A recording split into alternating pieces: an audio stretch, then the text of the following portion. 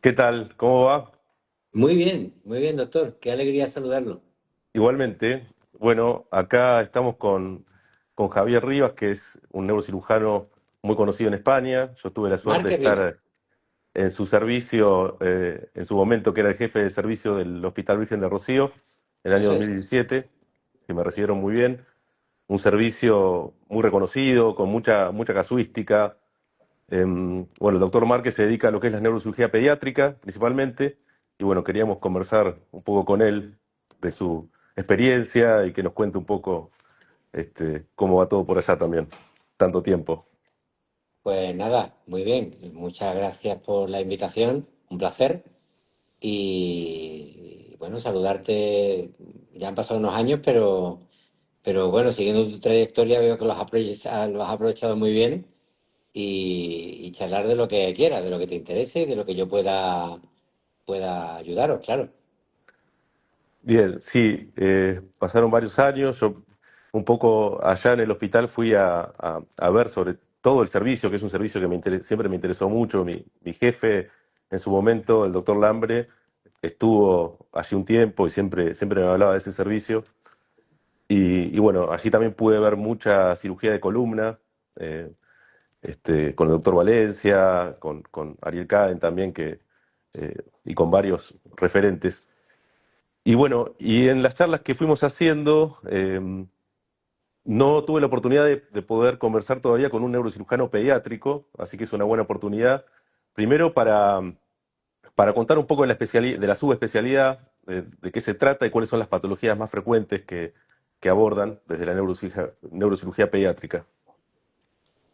Bueno, la neurocirugía pediátrica es una especialidad eh, interesante en su concepción. Realmente es la patología tratamos la patología del niño bueno, desde antes del niño, incluso desde el feto, hasta que termina su crecimiento, y eso ha ido evolucionando a lo largo del tiempo. Nosotros, hace 30 años casi que yo empecé en esto, pues tratábamos niños, más o menos.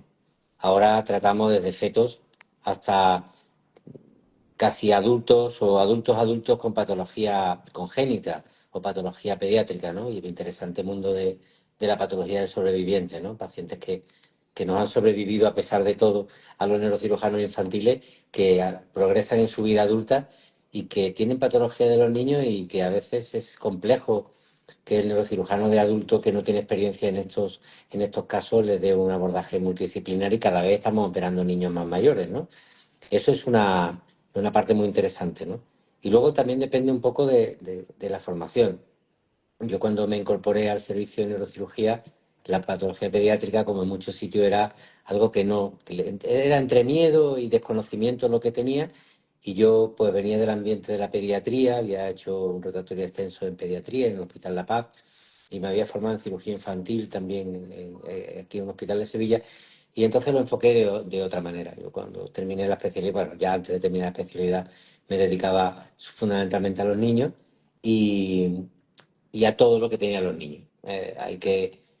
Hay mucho enfoque en esto, hay pacientes, hay servicios que enfocan la neurocirugía pediátrica desde, bueno, pues la neurocirugía general del niño, y a mí me gusta enfocarla como la neurocirugía del niño en general. Es decir, que, bueno, pues si hay que hacer vascular pediátrico es diferente y lo debemos hacer nosotros, la columna del niño es diferente a lo del adulto, la cirugía craneofacial es diferente, la base cráneo es diferente, y entonces pues tenemos que abordar en eso. Y como yo digo un poco de broma, cuando los residentes se forman con nosotros, la neurocirugía pediátrica es una neurocirugía general del niño, pero en difícil, porque tiene patologías raras, como todos conocemos, y tiene abordajes complejos, y como todo lo que se hace poco o con un número pequeño de pacientes, pues requiere una curva de aprendizaje más larga, ¿no? Entonces, bueno, pues es un poco mi visión de la neurocirugía pediátrica, que no tiene por qué coincidir con con el de otros, pero que yo creo que sí que nos ha permitido tratar muchos niños con buena evolución a lo largo de los años, independientemente de que, por supuesto, en casos seleccionados, pues que te ayuden los compañeros de especialidad, pues te viene muy bien. Yo he pasado largas horas de cirugía con mi amigo Julio Valencia, haciendo escoliosis del niño pequeño, o tumores pediátricos de columna, o con los compañeros de vascular, o con los compañeros de patología liporal, o de cirugía de base de cráneo con maxilofacial, cuando empezábamos en la cirugía craneofacial, y todo eso pues te ayuda a tener un enfoque multidisciplinar también que está bastante desarrollado en los neurocirujanos infantiles. Y no sé si me extiendo Sí, demasiado, que me cortas y ya, sí, sobre todo es importante eso porque la patología pediátrica, neurocirugía, tiene otra incidencia, ¿no? Si bien la hidrocefalia es como lo más frecuente, también los tumores que se abordan en la neurocirugía pediátrica son otra incidencia distinta a la del adulto, muy frecuente los tumores de fosa posterior, a veces los craniofaringiomas, como tumores más raros, pero más comunes en pediatría que en adultos. Y también interesante eso que quizás después ahondar un poco más en lo que es la cirugía fetal, porque eso es un avance, no es de ahora, viene hace unos años, pero es un gran avance eso en la medicina, ¿no? Que ya se hacen cirugías eh, adentro intraútero. Mm. Eso es un tema que me gustaría abordar luego y también nombrar como próxima pregunta un tema que por ahí no se habló, que es el tema de la cirugía de epilepsia, que, que aparte usted tiene experiencia en eso, y por ahí no se sabe mucho del tema en la población general, de que las epilepsias se pueden operar. Y bueno, quería que me cuente un poco en línea general su experiencia, cuándo se indican, como para contar un poco la parte general de la cirugía de epilepsia, que también es muy interesante. La cirugía de epilepsia es un reto muy interesante. El principal problema que tenemos con la epilepsia es identificar cuando un paciente es candidato o no a tratarse. Y el segundo reto, también más importante, o primero, es quitarle al paciente ese miedo que puede tener a tener grandes complicaciones, grandes secuelas cuando se opera de la epilepsia. Ninguna de esas es cierta, a lo mejor lo fueron hace 30 años, 40 años, pero ahora la cirugía de epilepsia es una cirugía extremadamente segura que ayuda mucho a los niños. ¿Cuándo hay que tratarlos? Pues hay que tratarlos cuando son refractarios. Y refractario significa que han tomado más de 2 o 3 fármacos, o 4 o 5, a lo largo de los últimos 6, 8, 10 meses, un año, y que el paciente sigue con crisis, con muchas crisis. ¿Cuántos son muchas o pocas? Pues yo siempre digo que muchas es más de una. Cuando uno tiene una crisis epiléptica es una situación devastadora. El paciente cae al suelo, briega, pierde la conciencia, está hospitalizado 2 o 3 días. Para mí eso ya es una cirugía, ya es una indicación importante de pensar en el tratamiento. Cuando uno pone un tratamiento, y tenemos ahora tratamientos farmacológicos maravillosos, los pacientes se le quitan las crisis. Y un porcentaje muy importante, pues están toda la vida sin crisis. Pero hay otro porcentaje importante, más de un 30%, que no son pocos, que siguen teniendo crisis. Tienen una crisis a la semana, o 2, o 3, o 4, y no mejoran con tratamiento, o mejoran un poco y luego vuelven. Esos pacientes son candidatos no a operarse, pero sí a estudiarse. ¿Y qué es lo que buscamos al estudiar la epilepsia? Buscamos encontrar lo ideal. Bueno, pues en el cerebro hay una espiga irritativa, hay un foquito, hay un tumorcito benigno, hay una cicatriz de congénita, hay alguna cosa que está en una zona muy localizada del cerebro que produce esas crisis irritativas que difunden por todo el cerebro y que producen esas crisis.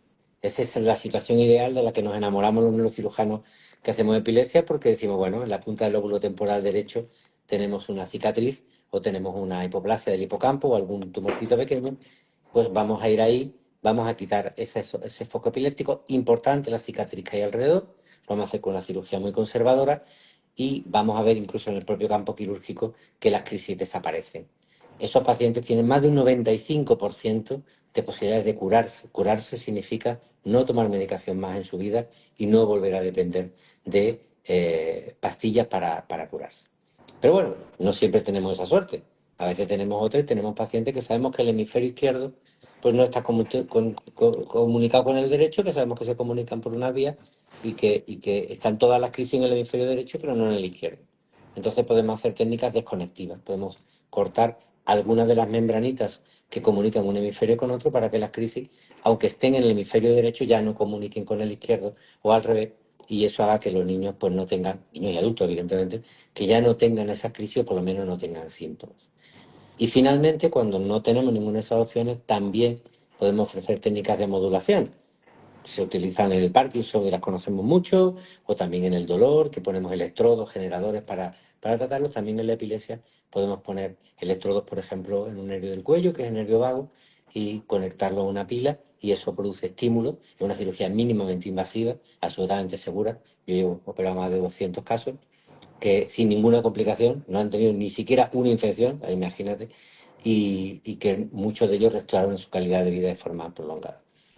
Claro, para eso que necesitamos primero que el paciente quiera operarse, que el neurólogo esté convencido de que podemos ayudar a esos pacientes y que la población en general pierda el miedo, porque los neurocirujanos, tú eres un cirujano espinal de renombre, pues también tienen ese miedo, ¿no? Ese miedo a la columna, me voy a operar la columna, la famosa sillita de ruedas, voy a acabar con tornillos y barras por todos lados.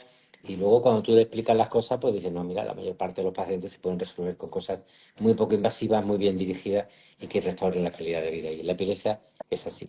El máximo problema para mí es que el propio neurólogo, que es el referidor, todavía le tiene miedo a que el cirujano opere a su paciente. Realmente es culpa nuestra, que no le hemos convencido de que somos tan buenos y tan finos como decimos nosotros mismos que somos. Y luego, pues es una cirugía que requiere de un estudio pormenorizado, de técnicas de imagen que ahora tenemos, pero que una vez decidido y conocido el plan, pues en casos seleccionados, como el primero que te he contado, más del 95% de curación, pocas enfermedades hay en la neurocirugía que podemos decir que ocurren, ¿no?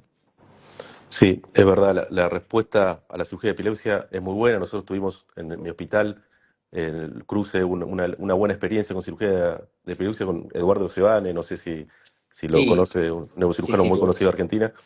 Eh, y sí, y acá en Argentina pasa algo parecido con los neurólogos. Yo creo que eso va avanzando. Muchos neurólogos ya están metidos en el tema de la epilepsia y son los primeros defensores de la cirugía, quienes se meten de lleno. Eh, como bien decía, lo más frecuente es ir a la zona temporal mesial, hacer las LATs, la cirugía más frecuente, o los estimuladores vagales.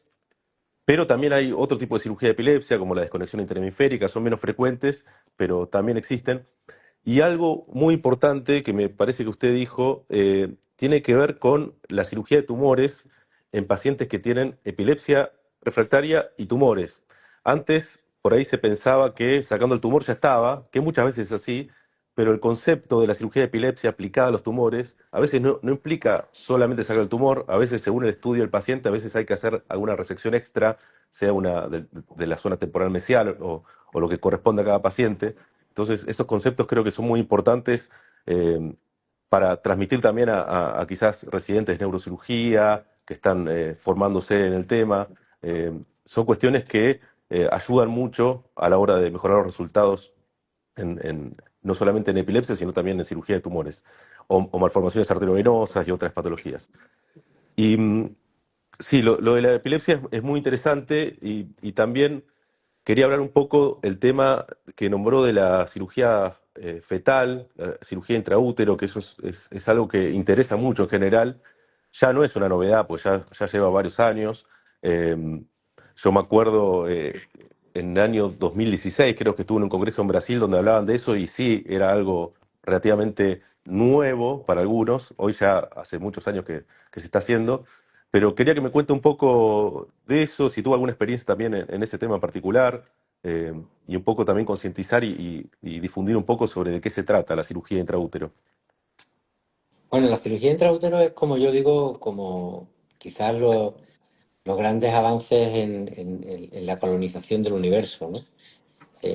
Hablamos del polo sur, ¿no? El polo norte, o la colonización espacial, ¿no?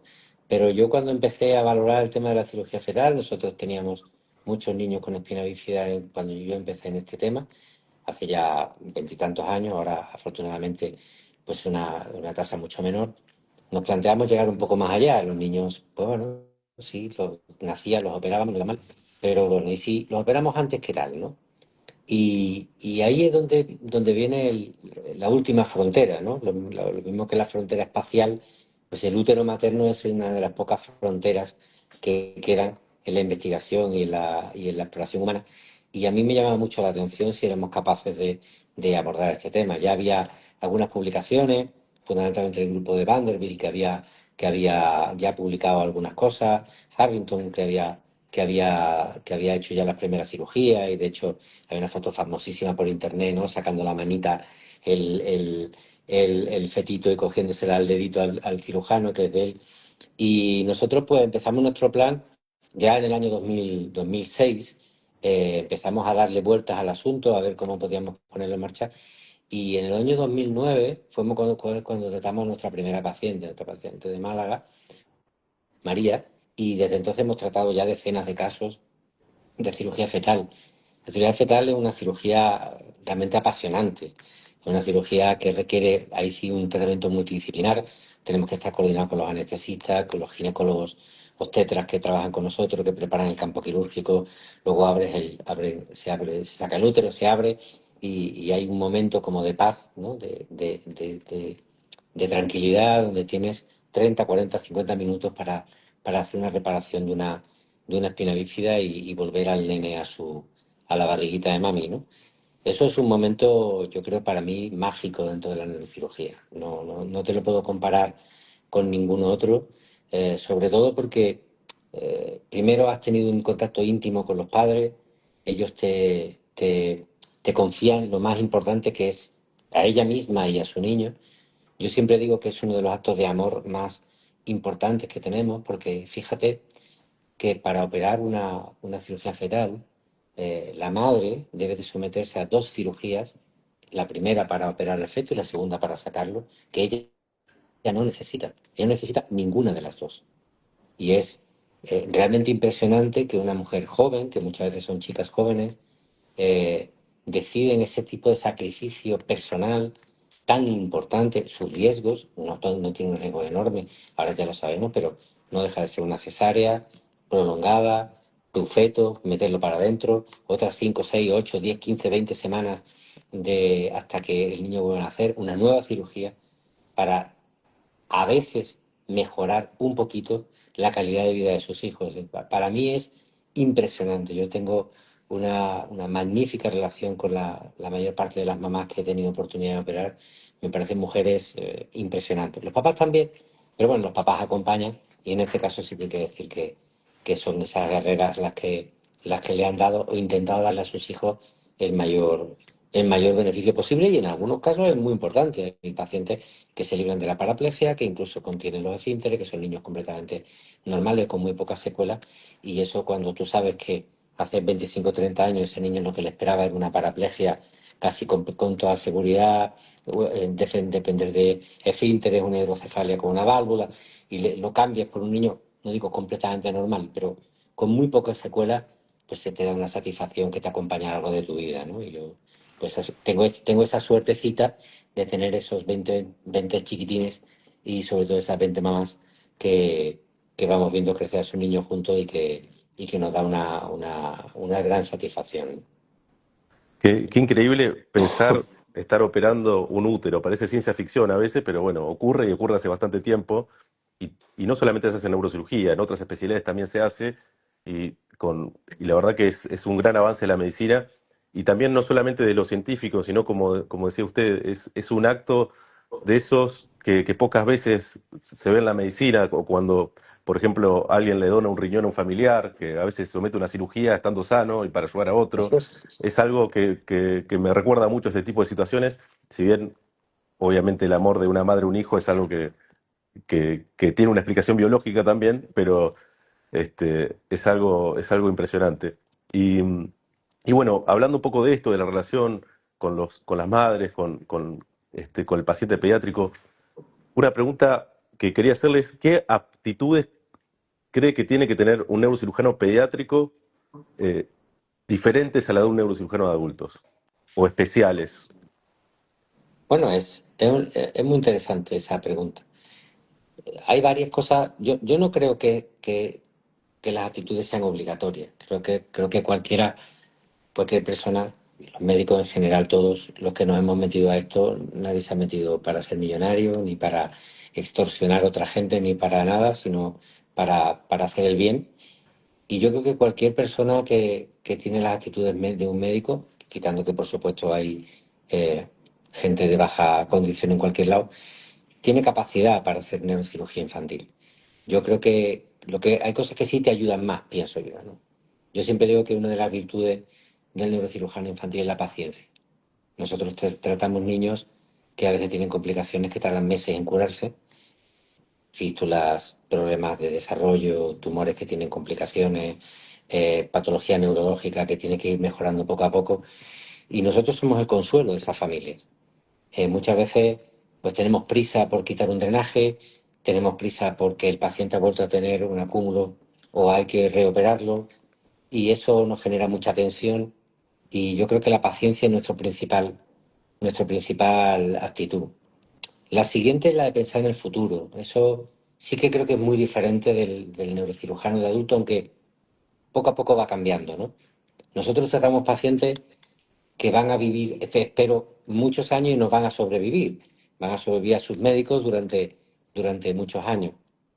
Eso hace que tenemos que pensar en ellos no en resolver el problema de hoy, sino resolver el problema de sus próximos 50 años. Entonces, si podemos tratar a un paciente y hacer una ventriculostomía endoscópica, por ejemplo, en vez de una válvula, pues estamos creando un paciente que va a ser una persona independiente de un dispositivo que le va a acompañar toda la vida.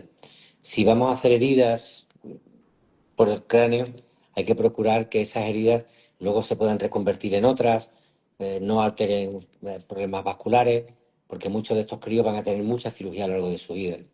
O si vamos a operar una columna, por ejemplo, pues tenemos que procurar no quitar los elementos posteriores porque vamos a generar casi seguro una inestabilidad a lo largo de la vida de este niño que a lo mejor requiere un tratamiento con estabilización espinal muy compleja cuando a lo mejor si lo hubiéramos operado con 2 añitos, tiene 2 añitos, no 34, pues ese niño no requeriría ese tipo de cosas.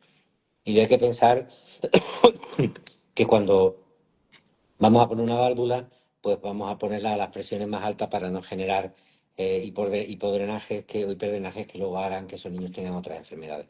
Esa parte yo creo que es muy importante pensar en el niño en el futuro, no solo en hoy.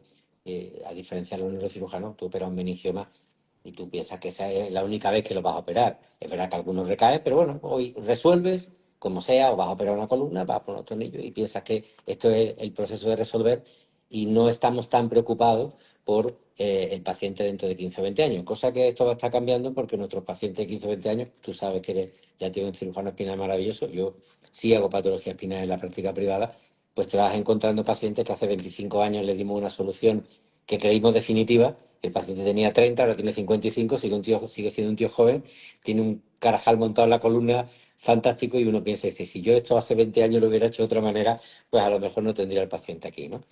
Y luego el último, que no es imprescindible, pero es la empatía. La empatía con dos tipos de personas. Con la familia que rodean al paciente.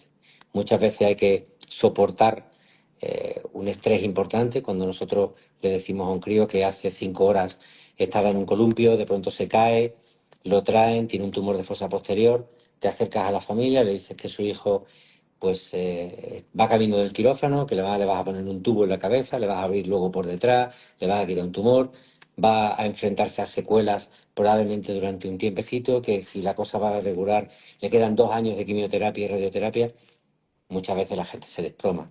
Eso es, eso es tremendo y muchas veces, en algunas veces, pues hay un fenómeno inverso donde pues tú te recibes el estrés de esa familia y muchas veces pues son situaciones tensas, ¿no? O cuando el paciente no va bien, o el paciente tiene una infección, la has operado y tal. Esos pacientes muchas veces son padres que están llenos de frustración, pues la descargan contra nosotros.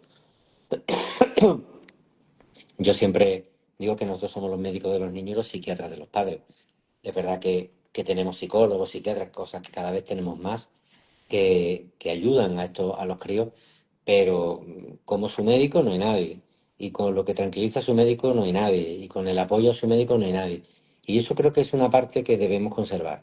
Muchas veces estamos en una medicina cada vez más tecnificada y está muy bien, cada vez más cientificada y está muy bien, y cada vez con más recursos tecnológicos y esto está genial, pero yo no creo que la inteligencia artificial, ni el navegador, ni la tractografía vayan a cambiar la mano del cirujano cogiendo a una mamá o abrazando a un papá y transmitiéndole cariño, fuerza y esperanza y diciéndole ahora tienes que descansar, ahora el niño está en la UCI, yo necesito que estéis en condiciones, necesito que dentro de una semana estéis fuertes porque necesito que estéis en el equipo. Yo creo que eso no va a cambiar a lo largo del tiempo y creo que es una virtud que el neurocirujano, no digo que sea imprescindible, puede mandar psicólogo y puede hacerlo con quien quiera, pero yo creo que cuando tú la tienes, porque natural la tenga, porque la cultives, te va a ayudar mucho y va a ayudar mucho a la familia y a los niños, ¿no? Sí, nosotros en estas charlas siempre hablamos de eso, de cómo uno proyecta hacia el futuro, la tecnología, las innovaciones, y al final volver al humano termina teniendo más valor que cualquier innovación, que es lo que a veces se va perdiendo con tanta tecnología y tanta inteligencia artificial y tanta cosa que hay hoy en día. Eh, sí, la próxima pregunta tiene que ver justamente con las experiencias puntuales en pacientes. Eh, yo, en mi caso particular, que tuve poca experiencia en neurocirugía pediátrica, si bien me formé en un hospital mixto, pediátrico de adulto, y después he hecho urgencias, hoy no hago pediatría, pero así y todo, los pocos casos o no tantos casos que hice, me han dejado pacientes pediátricos unas enseñanzas y unas situaciones que a veces parecen milagros. Hemos operado con otra neurocirujana eh, un paciente, por ejemplo, mediático bilateral, y, y- y sobrevivió y anduvo bien y sin secuelas. Cosas así que nos han pasado que parecen sacado de un cuento de milagros. Bueno, suceden a veces en la neurocirugía pediátrica. No tanto lo vi en adultos, sí en pediátricos. Entonces, con su extensa experiencia, yo creo que usted debe tener para contar más de algún caso. No sé si alguno en particular o más de uno que quiera contar alguna experiencia, algún caso que lo haya marcado.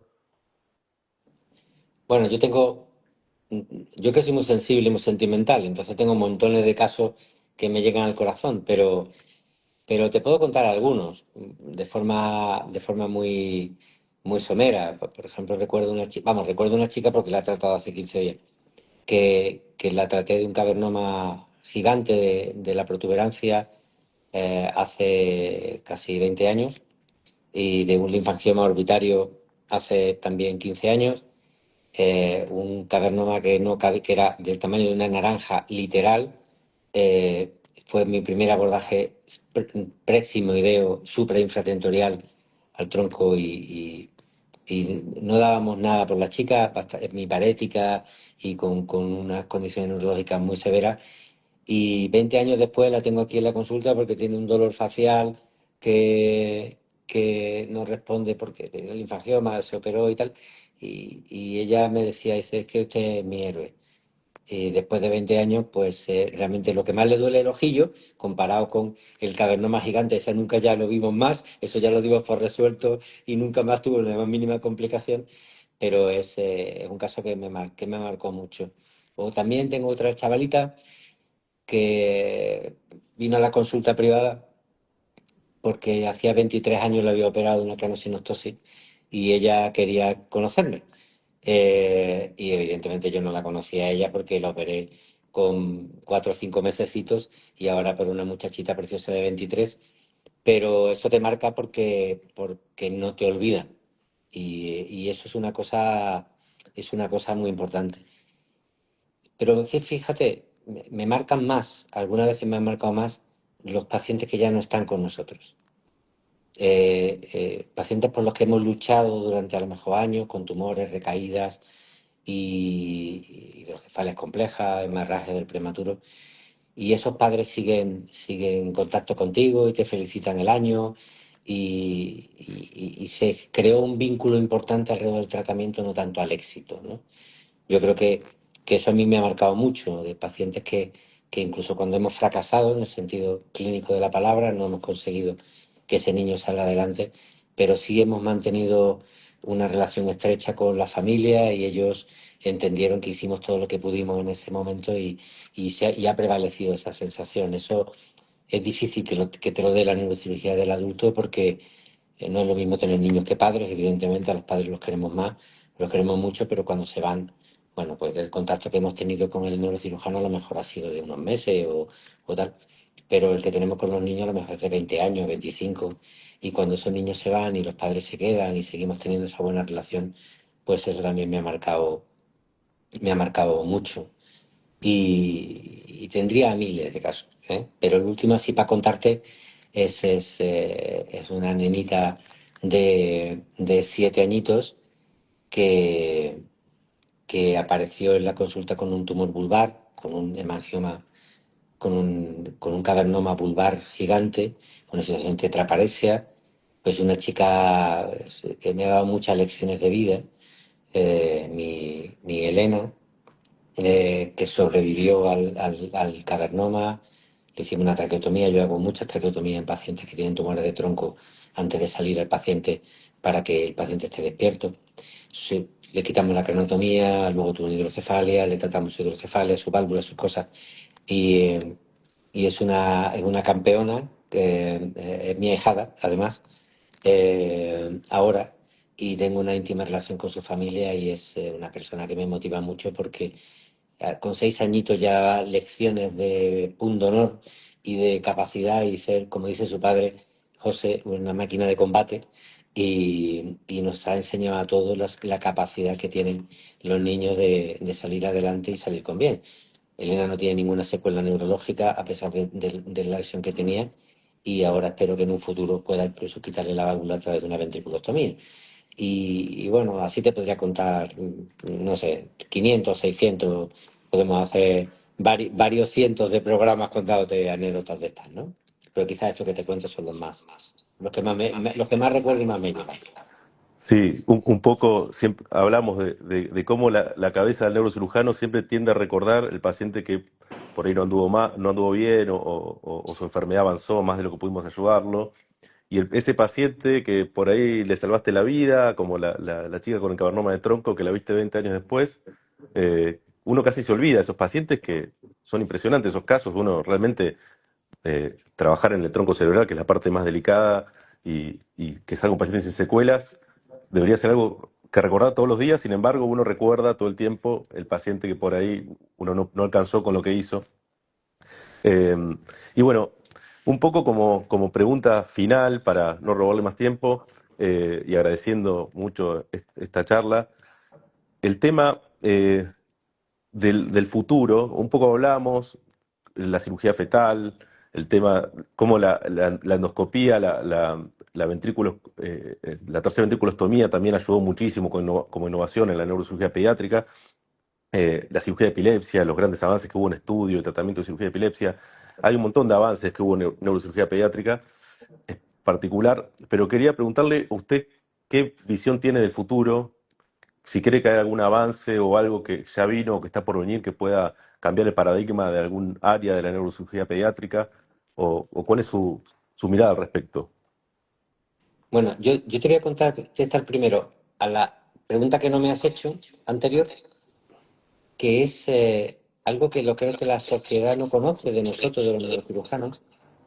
Yo creo que quizás por una visión comercial, la película y tal, pues de personas un poco alejadas de los sentimientos y de una superioridad que los hay, ¿eh? Yo tengo compañeros que son para pegarle 2 tiros, como tú seguro también, pero creo que no es la media. Creo que el neurocirujano medio es una persona profundamente reflexiva que sufre mucho con los pacientes que le van mal, mucho con los pacientes que le van mal, tanto que se le olvida los que le van bien, que, que el paciente que le va mal le motiva especialmente y que cuando un paciente se va o tiene secuelas neurológicas importantes o tiene grandes complicaciones, los neurocirujanos nos da un subdolipaque tremendo y un sufrimiento tremendo.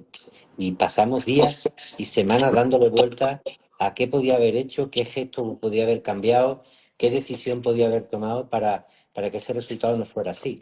Y yo creo que esa es una imagen que la población general no tiene de nosotros. Creo que, creo que las películas americanas nos han dejado una visión que no es la real, ¿no? Yo creo que hay muchos más neurocirujanos preocupados por sus pacientes y por lo que pudieran haber hecho mejor, independientemente de que la mayor parte de ellos son profesionales súper cualificados, más que realmente por haber ligado a la enfermera que tenemos al lado, cosa que yo no he visto nunca, por cierto, y por salir en las películas, por ser un soberbio o por estar en ese tipo de cosas, ¿no? Yo creo que eso es importante que lo transmitamos porque quizá el neurocirujano tiene una especial sensibilidad con el paciente. Nosotros somos clínicos, que es otra cosa que la gente no sabe. La gente piensa que somos solo cirujanos y no es así. Nosotros llevamos a nuestros pacientes casi desde que llegan a la consulta hasta que se van. Y yo creo que esa parte no la conoce la gente y es importante que la conozcamos. Y en cuanto al futuro, el futuro va por partes. Yo creo que una parte importante del futuro es acumular conocimiento en áreas concretas. Creo que, por ejemplo, la patología del líquido cefalorraquídeo necesita un alto nivel de especialización. Es técnicamente sencilla, pero es, desde el punto de vista conceptual, muy compleja. Y si no tenemos cirujanos formados en esa patología, no vamos a avanzar desde el punto de vista técnico, hidrodinámico, clínico en eso. En tumores, en la oncología hay una revolución con el estudio personalizado. Ahora mismo, pues yo recuerdo que teníamos tumores malos y buenos, luego teníamos meduloblastoma y glioma, y ahora cuando tú abres la página del meduloblastoma tiene 17 tipos, subtipos diferentes y cada vez salen nuevos. Y eso nos hace tener que estar al día, porque hace 10 años pues la obligación del neurocirujano era quitar el tumor como fuera, a costa de lo que fuera. Ahora nuestra obligación es diagnosticar al paciente, ayudar a que el oncólogo tenga muestras suficientes para todo tipo de estudios, mantener la funcionalidad neurológica y devolver al niño a su vida, ¿no? Y eso ha cambiado mucho el paradigma. En la columna, pues la columna del niño fundamentalmente la formativa y la congénita, pues estar al día. Creo que tenemos que aprender más de los traumatólogos y adaptarlo a nuestra posición, incluir la cirugía mínima invasión siempre que podamos. Creo que si puedes operar un tumor por un agujerito así o por una columna por un agujerito así, es mejor que hacerlo por un agujero así. Aunque yo recuerdo cuando a mí me decían, estoy seguro que escuchaste esa frase, grandes incisiones, grandes cirujanos. Yo ahora pienso que grandes cirujanos son aquellos que son capaces de hacer grandes cirugías por un agujerito muy pequeño. Eh, y como yo digo muchas veces, la cirugía de mínima invasión, yo creo que es una cosa que hemos perdido la oportunidad, ¿no? Yo creo que más que cirugía mínimamente invasiva, yo creo que le tendríamos que llamar cirugía máximamente invasiva por agujeros pequeños.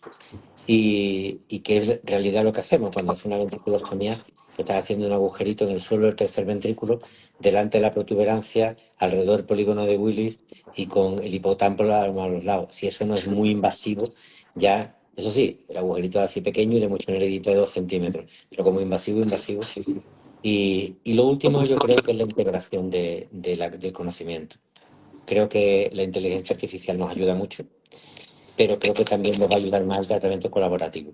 Creo que los cirujanos tenemos que aprender de nuestros colegas internistas, oncólogos, etcétera, estandarizar más nuestras técnicas, ser capaces de compartir información y desarrollar técnicas que nos permitan averiguar si realmente lo que estamos haciendo es lo correcto o no correcto.